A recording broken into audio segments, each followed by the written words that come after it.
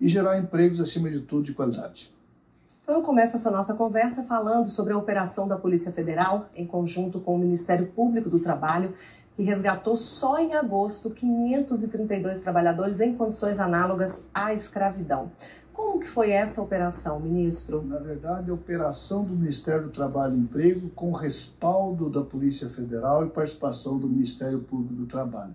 Na verdade, é uma força-tarefa conjugada com a participação do Ministério, coordenado pelo Ministério do Trabalho, a participação do Ministério Público do Trabalho, com a Polícia Federal, com a Polícia Rodoviária Federal, com a Defensoria Pública também que participa desse processo, para formalizar as reclamações, a necessidade das verbas rescisórias, enfim, é uma operação com vários agentes, vários entes da República, às vezes, inclusive, até, eventualmente, a polícia nos estados também pode, eventualmente, dar apoio, e no sentido, não simplesmente do resgate. O resgate é fundamental, é importante, e esta operação, o resumo do mês de agosto, foi de 532 pessoas resgatadas, um grande número, que no acumulado do ano, 2.077 pessoas resgatadas. Agora, eu costumo dizer que a nossa principal missão não é essa. Isso é muito importante, resgatar as pessoas, mas a principal missão nossa é evitar que as pessoas estejam sujeitas a esta condição. Isso é, acima de tudo, inaceitável. E nós precisamos que a sociedade compreenda e nos apoie e exerça o seu direito da indignação. Quer dizer, basta, chega. Nós não podemos admitir esse crime contra o direito humano da pessoa. Isso é uma agressão ao direito humano das pessoas que estão envolvidas num processo como esse. Por isso, o chamamento dos empresários, da sociedade em geral, para dizer, olha, chega, basta, nós precisamos mirar a erradicação do trabalho análogo à escravidão e a exploração de mão de obra infantil. Então, esse é o desejo de expressar, quando a gente faz um balanço e apresenta, mas não é para enaltecer sequer o resgate, é para enaltecer e chamar a atenção que nós precisamos evitar que novos resgates aconteçam pela inexistência da prática criminosa. O caminho é o quê? Conscientização, denúncia? Várias ações. A denúncia é importante para levar o conhecimento, para combatermos, resgatar as pessoas, libertar as pessoas desta condição e oferecer às pessoas o pós-resgate.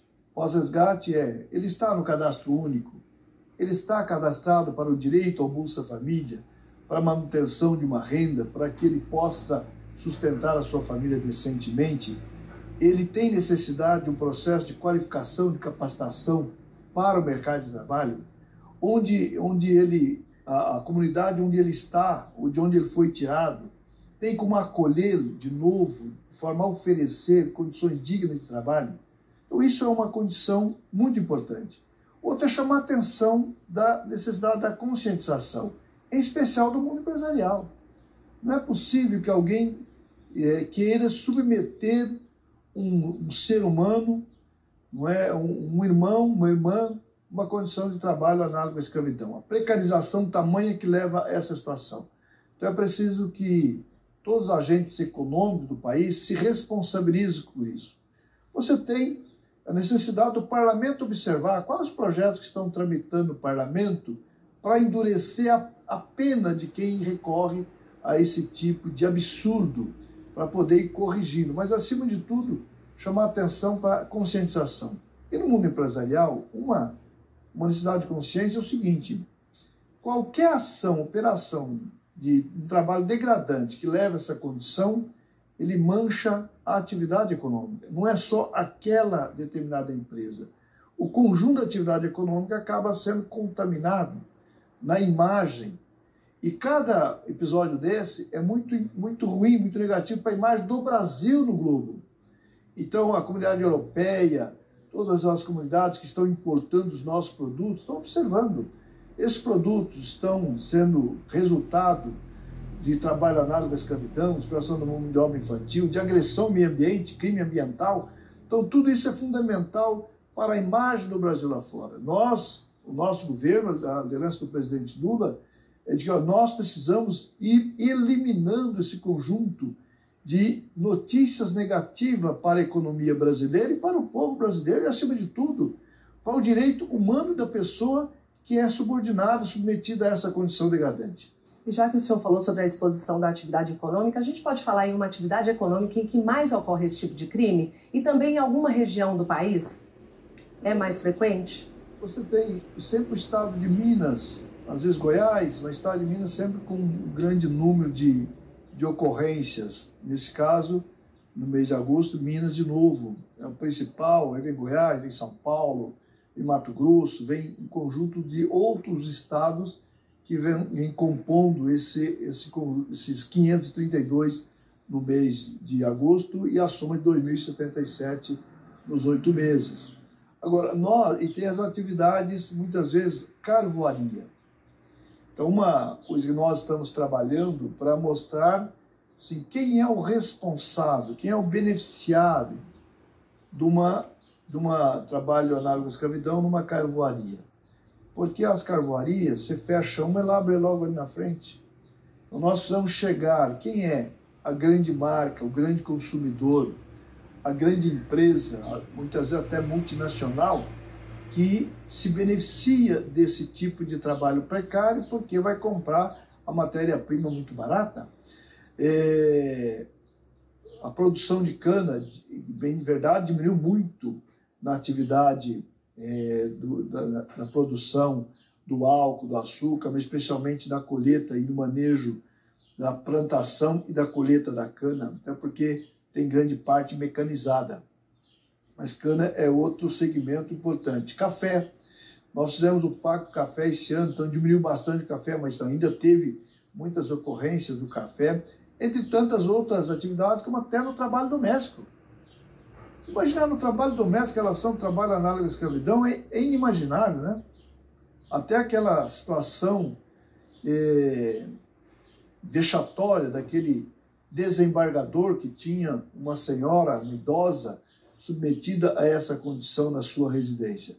Então nós precisamos chamar a atenção, acima de tudo, da consciência, da conscientização das pessoas, cuidar bem das relações, dos seus contratos. Uma empresa, por exemplo, não pode dizer, eu não sabia, porque foi cometido no outro elo da cadeia produtiva, no seu terceirizado, como aconteceu, por exemplo, com a produção do vinho no Rio Grande do Sul. Foi exatamente um terceiro. Agora, o principal tem responsabilidade, porque ele está se beneficiando daquele subcontrato, aquele contrato precário que leva à precarização e trabalho análogo à escravidão. Nós dialogamos isso muito fortemente com as empresas. No caso, desse caso das viniculturas do Sul, teve resultados já muito positivos em relação a isso, que é isso que nós queremos enaltecer. Surgiu o primeiro acordo coletivo pós as nossas operações, o nosso chamado aos empresários, porque, olha, vocês têm responsabilidade nisso.